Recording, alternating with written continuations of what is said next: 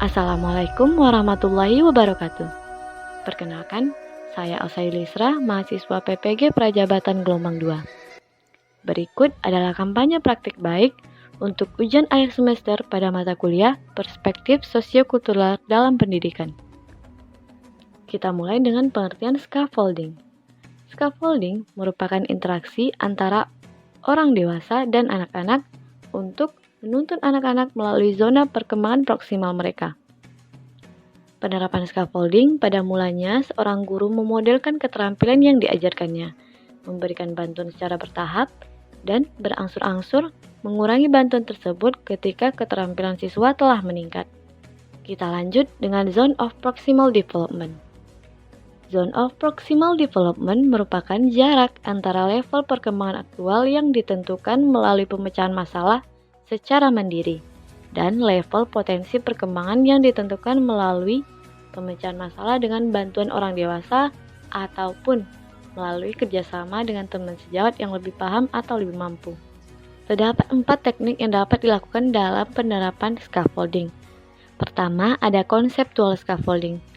Conceptual scaffolding membantu siswa dalam memecahkan masalah kompleks yang akan dipecahkan.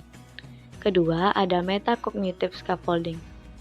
Pada metacognitive scaffolding merupakan bantuan berupa langkah berpikir dan tahap-tahap kognitif yang dilakukan untuk memecahkan suatu permasalahan.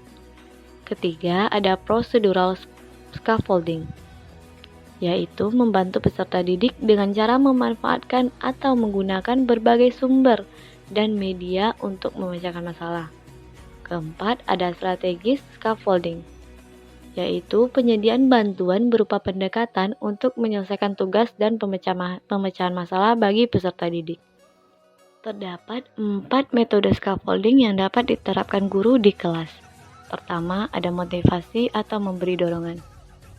Tindakan ini dapat dilakukan guru dengan cara memberikan motivasi kepada peserta didik untuk membantu menyelesaikan permasalahan atau soal-soal yang diberikan.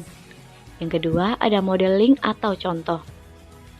Pada tindakan ini, guru dapat memberikan contoh terlebih dahulu untuk membantu siswa menyelesaikan permasalahan yang akan mereka kerjakan. Yang ketiga, ada reminders atau mengingatkan kembali.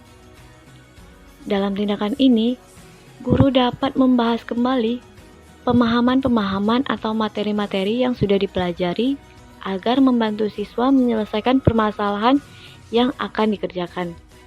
Yang keempat, ada checking atau memastikan.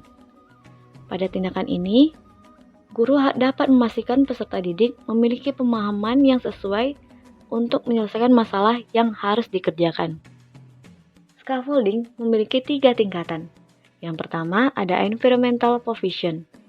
Pada tingkatan ini dilakukan pengaturan lingkungan belajar yang dilakukan tanpa campur tangan atau intervensi dari guru.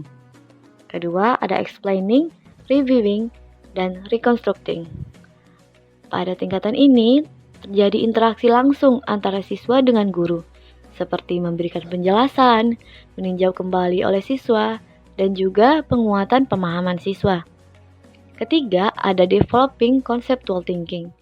Pada tingkatan ini, dilakukan dengan mengembangkan pemikiran konseptual yang sudah diketahui oleh peserta didik.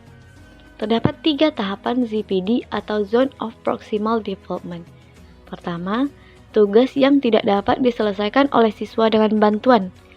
Yang kedua, tugas yang dapat diselesaikan siswa dengan bantuan.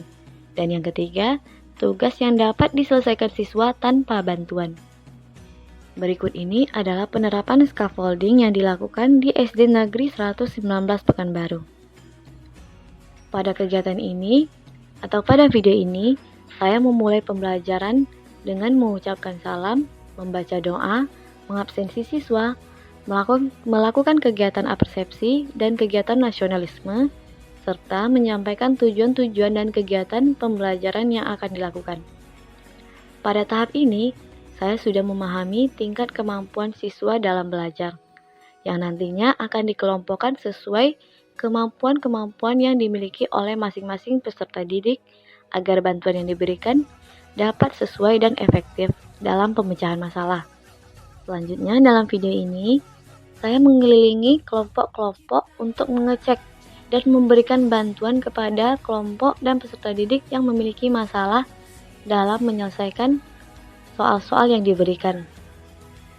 Dalam kelompok ini, siswa sudah dibagikan sesuai dengan kemampuan yang mereka miliki, ditambah dengan satu orang siswa yang memiliki kemampuan kognitif cukup tinggi untuk berperan sebagai tutor teman sebaya.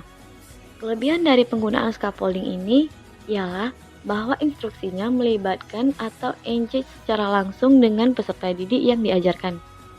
Siswa dibimbing menggunakan scaffolding tidak hanya mendengarkan atau mendapatkan informasi secara pasif dari guru atau saya sendiri. Karena guru akan memberikan feedback atau umpan balik kepada peserta didik pada setiap tugas yang telah dikerjakan.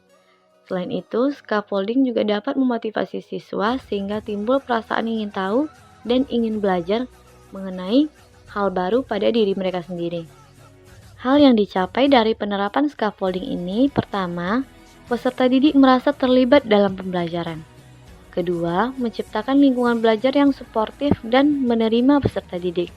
Dan terakhir, peserta didik memiliki kemajuan dalam menyelesaikan setiap tugas yang diberikan oleh guru. Terakhir adalah dokumentasi kegiatan penerapan scaffolding yang dilakukan di kelas 4 SD Negeri 119 Pekanbaru. Sekian kampanye praktik baik penerapan scaffolding pada Zone of Proximal Development di kelas 4 SD Negeri 119 Pekanbaru. Terima kasih sudah menonton. Salam.